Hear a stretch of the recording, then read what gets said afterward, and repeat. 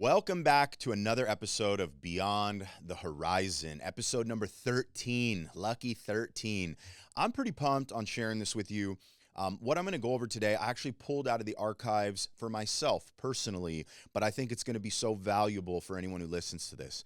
Look, we're in December right now. We're coming up on the end of this year, going into 2026. This is the time of year where we tend to set goals. We tend to be pushing to maybe accomplish whatever goals we had set out. It's New Year's resolution time in just a few weeks, right? And so back in 2017, I completely ditched this idea of just having New Year's resolutions. Now, not to say that it's not a good time to realign what you're working on, your actions, reflect back on the year or so that has passed and recalibrate. But I always hated this idea that at the beginning of every year, I was just starting from zero again. And I really liked this concept of building a goal to go after that was significantly bigger and significantly harder to achieve. And it could never happen in a year.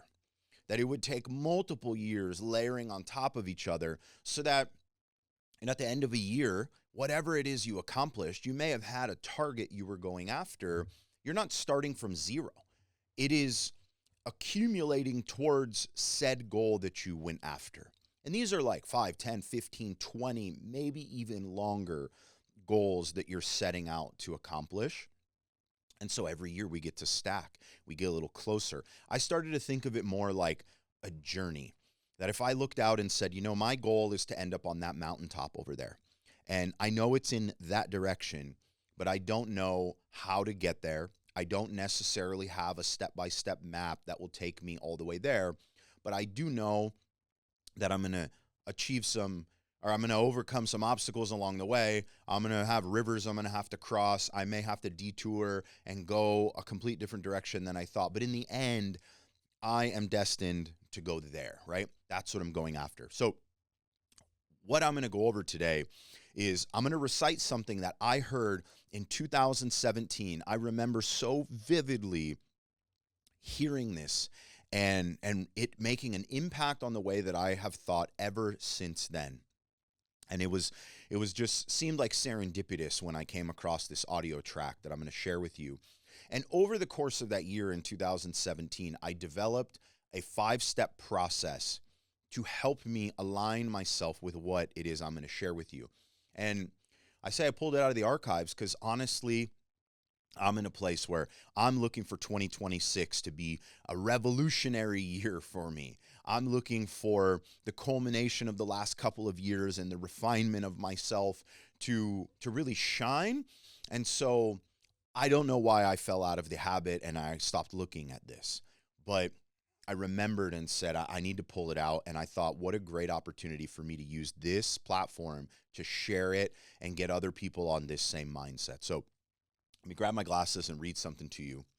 I am going to share with you the strangest secret in the world. So if you've never heard the strangest secret in the world, this is from a gentleman named Earl Nightingale. It's from 1956. Now, I came across this. I was in my garage in the house we were living in Santa Ana early in the morning. I stepped outside for something and I was listening to my phone and I came across somebody quote it and I was like, what is that? And I went and I found the full audio track and I listened to it. I paused in my tracks. I listened to the entire spoken word track that morning and had what I felt was the greatest aha that I could remember having up to that point. So let me read you a little excerpt from here. I encourage you, when you're done listening to this, right after you subscribe and like it, you go check out Earl Nightingale's The Strangest Secret in the World. Okay, he said, I'd like to tell you about the strangest secret in the world. Not long ago, Albert Schweitzer, the great doctor and Nobel Prize winner, was being interviewed in London. And a reporter asked him, Doctor, what's wrong with me today? The great doctor was silent a moment and then said, Men simply don't think. I'm sorry, let me go back. He said, "Doctor, what's wrong with men today?" The doctor was silent a moment and then said, "Men simply don't think. And it's about this that I want to talk with you. We live today in a golden age." Now remember, this was recorded in 1956. We live today in a golden age. This is an era that man has looked forward, dreamed of, and worked towards for thousands of years. But since it's here, we pretty well take it for granted. We in America are particularly fortunate to live in the richest land that ever existed on the face of the earth, a land of abundant opportunity for everyone. But do you know what happens? Let's take 100 men who start even at the age of 25. Do you have any idea what will happen to those men by the time they are 65? These 100 men who all start even at the age of 25 believe they're going to be successful. If you ask any of these men if he wanted to be a success, he'd tell you that he did. And you'd notice that he was eager toward life, that there was a certain sparkle in his eye, an erectness in his carriage, and life seemed like a pretty interesting adventure to him. But by 65, 1 will be rich, 4 will be financially independent, 5 will still be working, 54 will be broke. Now think a moment. Out of the 100, only 5 make the grade. Why do so many fail? What has happened to the sparkle that was there when they were 25? What's become of the dreams, the hopes, the plans? And why is there such a large disparity between what these men intended to do and what they actually accomplished? When we say about 5% achieve success, we have to define success. And here's the definition. Here's the best definition I've ever been able to find. Success is the progressive realization of a worthy ideal. End quote. So you want to know the strangest secret in the world? Go listen to the whole thing. You'll hear it. But in the end, you'll find out it comes down to one simple sentence. We become what we think about. And these men forgot what they were thinking about accomplishing. They allowed life and things around them to diminish the way that they looked at. They got their eye off the prize. And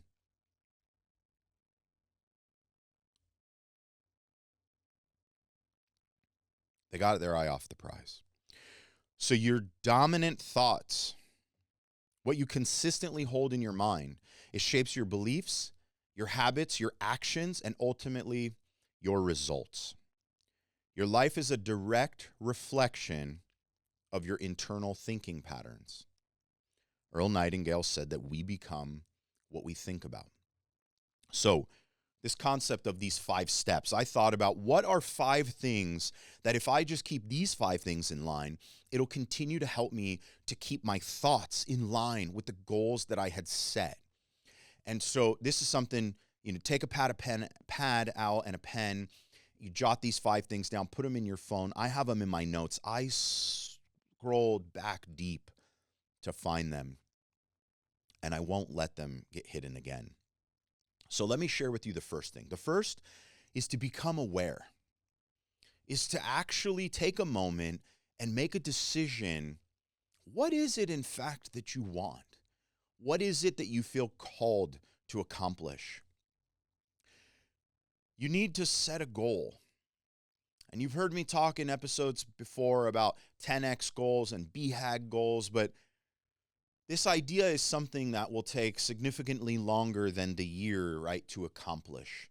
And maybe it's a goal that once you get there, you never leave. It's a way of being and living. But the idea is to truly analyze yourself, audit what you want, and come to a conclusion of true self-awareness of what is it that you really want. And is that thing in line with what God really wants for your life? And if you can line those 2 things up, become aware, and then write down what it is that goal is.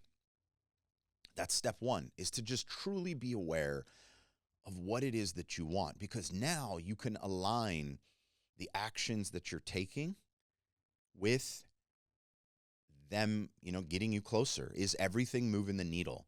Is every choice that you make actually building and getting you closer to said goal that you've become aware of that you want? So that's number one, is just simply being aware. And this process of becoming aware, it's going to force you to do these next three things.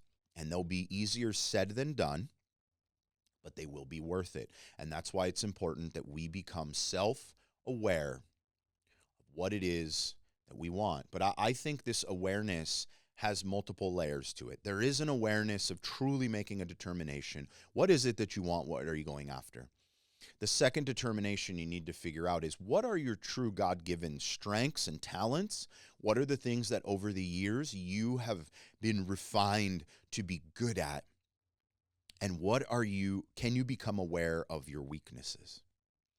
I don't think that you need to become strong in every area that you're weak, but you do need to lean on the areas that you're strong. Spend the most time and energy on the things that you're strong at. Because if you spend so much time just trying to fix the areas you're weak, then you won't have enough time to lean into the things you're strong at. And the production that comes from the things that you're good at will supersede the time you spend on trying to become good at the things you're weak at. Not to say we can't improve or become better, but we have true core strengths and weaknesses. And I think if we can become aware of what we want, what we're strong at, and what we're weak at, this is a good foundation for these next three things.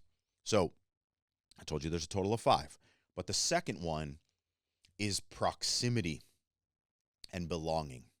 So I heard a while back from a friend that the process is that if you first feel like you belong, then you will begin to behave. So this idea of proximity is, who do you have close to you? What do you have close to you? Who's speaking into you? Well, the first thing is, what are you speaking to yourself? He said, we are what we think about. And so what are you thinking about? What are you speaking to yourself? Are you having personal self-doubts and speaking negativity to yourself? Or are you speaking positive? If you know your strengths and you've documented them, then you can spend time saying to yourself the things you're good at and leaning into your strengths and encouraging yourself.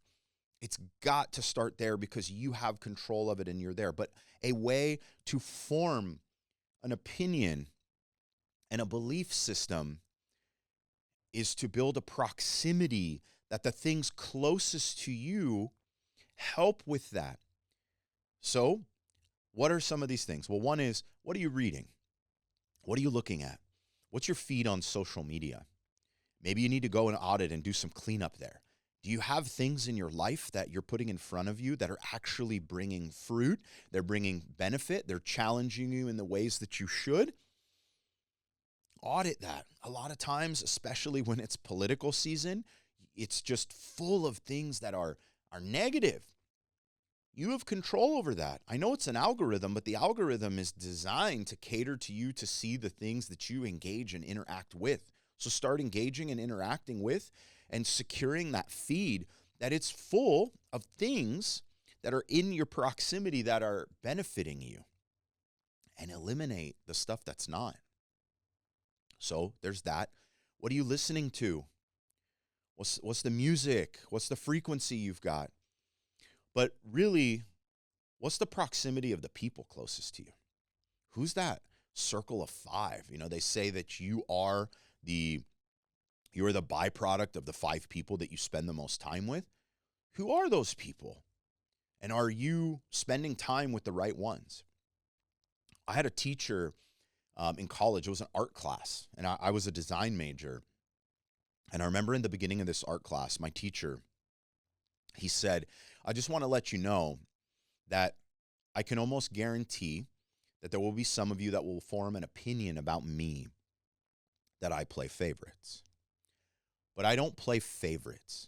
I just spend my time and my energy with the students who are here for the same reasons I'm here.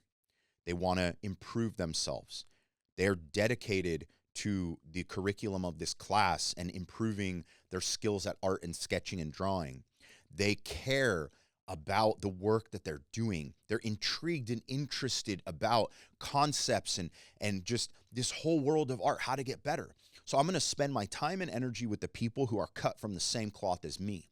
And if you come to class and you're late, you don't engage, you're not enthusiastic, then you're not going to see me spend as much time with you. Not because I favor other people over you, but because I associate and spend more time with people who are on the same mission and pursuit that I'm on.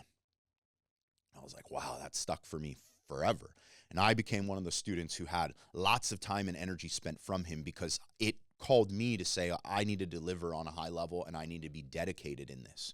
Well, do you have like a statement like that you hold yourself to, and then you say, I will associate my time, my energy with people who are cut from the same cloth, who are on the same mission, who are going after the same things?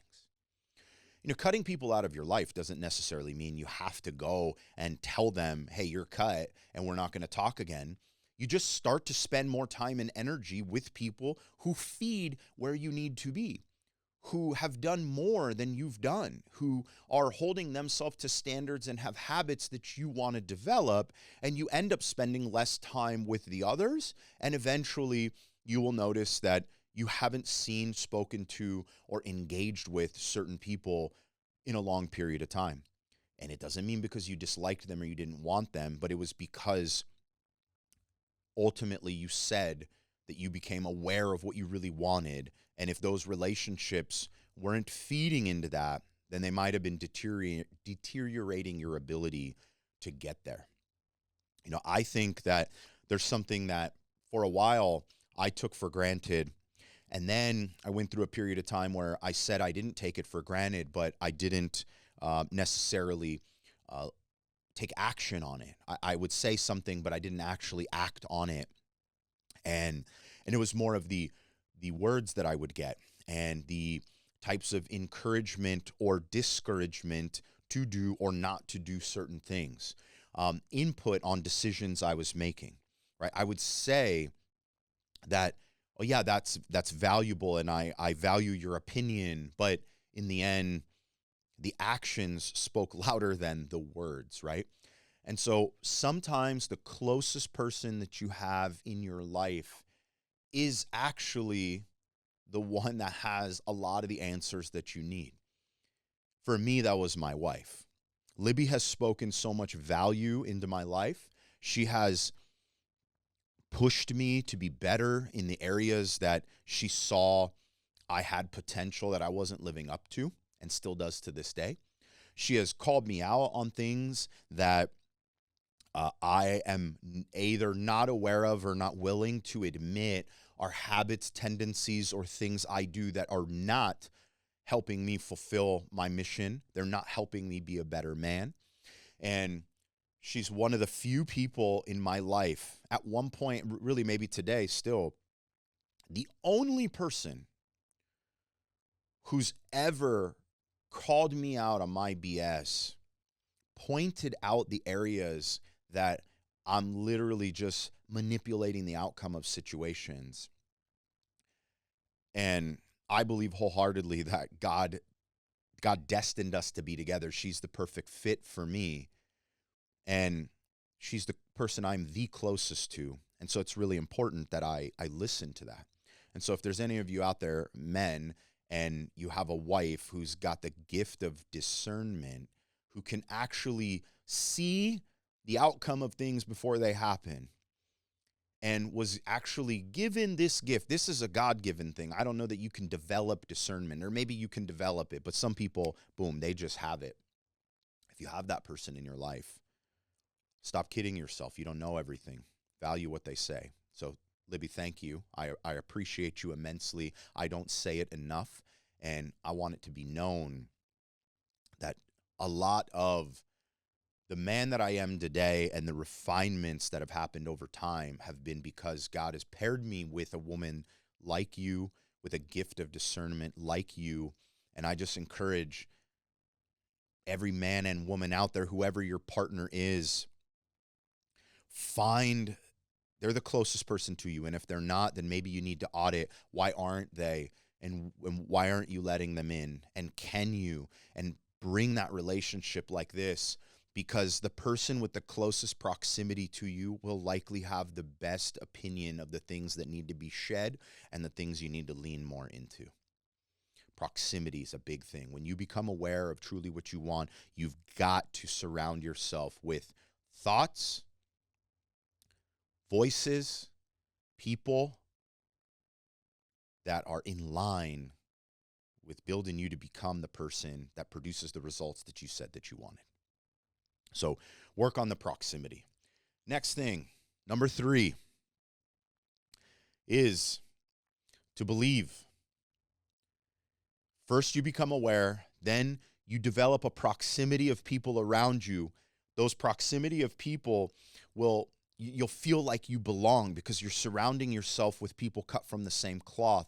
The more you belong, the more you'll start to believe that these people that you've put around you, especially if you're formulating a circle, right? You're building a board of directors around you to guide you of people who've done bigger and better things than you, then you will start to actually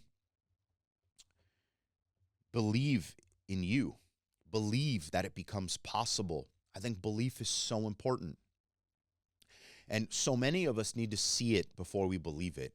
I will tell you that if you could develop the perspective that you begin to believe it before you see it, you'll have the likelihood to produce the greatest results, and you'll actually see what you're wanting. Too many of us look for results before we're willing to take action, and I don't believe that that's the right order. But when you're around the right people and you feel like you belong, your belief system will start to change. And when your belief system begins to change, then it will lead to the third or fourth thing, which is your behaviors, your actions. We got to take action. The reason why we become the byproduct of the 5 closest people to us is because we tend to take action and have influence from those that we surround ourselves with. It just is.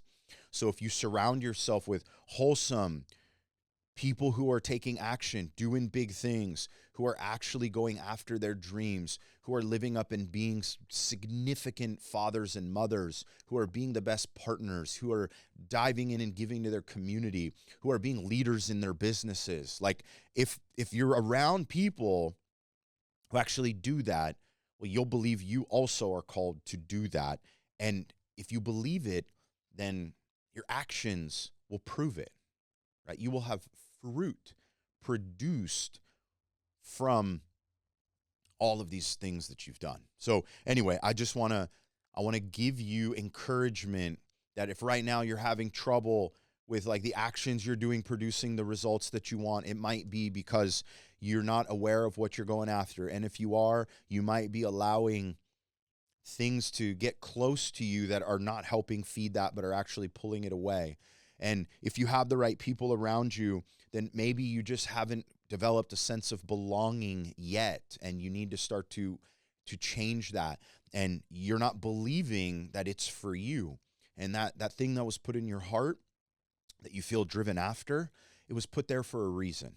And if you want to audit whether you should be going after it, just audit whether God approves of and it brings you closer or further away from him. And that belief will begin to formulate your ability to behave and to take action. And at that point, you need to be we talk a lot about IPAs, income producing activities. That's with my sales team. We need to be doing activities that are going to produce income, and we need most of our activities to be those things. Well, this translates across the board. If one of your goals is to be a certain level of physical fitness or to be a certain type of man or woman or parent, well, then we need to be doing activities consistently that produce that fruit. And so you can audit and build a list and start looking at what you're doing. I've been recently building a list every day, building my day from start to finish of what's every action that I intend on taking that day, from the moment I step into the office all the way until the end of the day where I'm going to go to bed. And I'm prefabricating what's my whole day going to look like. And I'm not accomplishing everything I put on the list. And so what I'm beginning to do is document how much time each thing took me so I can have a better realistic view of how long certain actions take. And Rob Dyrdek, he's created a whole company now around this, but he credits a lot of his success over the last roughly 5 or 6 years to his ability to understand the time that he has and where he spends things and takes action. So I'm working on doing that myself. But this idea of documenting before the day starts the actions you intend on taking and then holding yourself to do them will end up working. And the fifth of these 5 steps is to reflect and repeat. I believe that if you've done these other 5 things, or 4 things, you've become aware of what you want and you've set the target. You've adjusted your proximity and brought people and thoughts and things closer to you that really belong with what you're going after. You've adjusted your belief and your perspective that it's possible. You've started to develop an action plan on how exactly it is you're going to get there. And you do this consistently for a period of time, then you need to reflect. Whether that's 3 months, 6 months, 9 months, a year, but you need to stop, look in the rear view and look and say, how's everything that I've formulated working for me? And then repeat. And repeat is going back now that you've made it along this journey a little bit of the way, and you go, okay, am I now with more experience, do I look at my goal differently? Can I have a new sense of awareness on my strengths, my weaknesses, and what I want? Recalibrate your proximity again. Recalibrate your belief, your action plan, rinse, repeat over and over again. If you're constantly focusing on these 5 things, then there should be no way that you lose your train of thought, because we are what we think about. And if we're continuously repeating these 5 things, then there's almost no way that what you're thinking about on the daily and on the hour is what you want, how to lean into your strengths, and the people around you are encouraging you, and your belief system is part of it. So anyway, I've called it the Pinnacle 5, that if you do these 5 things, it'll help you get closer to what you consider the pinnacle. I highly encourage you, go listen to the full audio of Earl Nightingale's The Strangest Secret in the World. He's got a 30-day challenge in there for yourself. I'll be committing myself to that 30-day challenge here coming up, and I encourage you to do the same. So as I wrap up this morning, let me say a prayer for everybody, and let's get on with our week. Lord, I thank you for the opportunity to have this platform, that anyone that's listening to this, that they're encouraged, that they are feeling like they want to take action, and that they would go through these steps. They'd become more aware, that they would adjust their proximity, that would allow them to feel a sense of belonging, which increases their belief, alters their actions, and allows them to feel like it is working, and go and repeat. I pray that they would involve you in this, and this would not be something that is, quote, self-made, but that's guided by you. And ultimately, as we round out this year of 2025, I just pray that we are all getting ourselves set up for the best year yet. In Jesus' name, amen.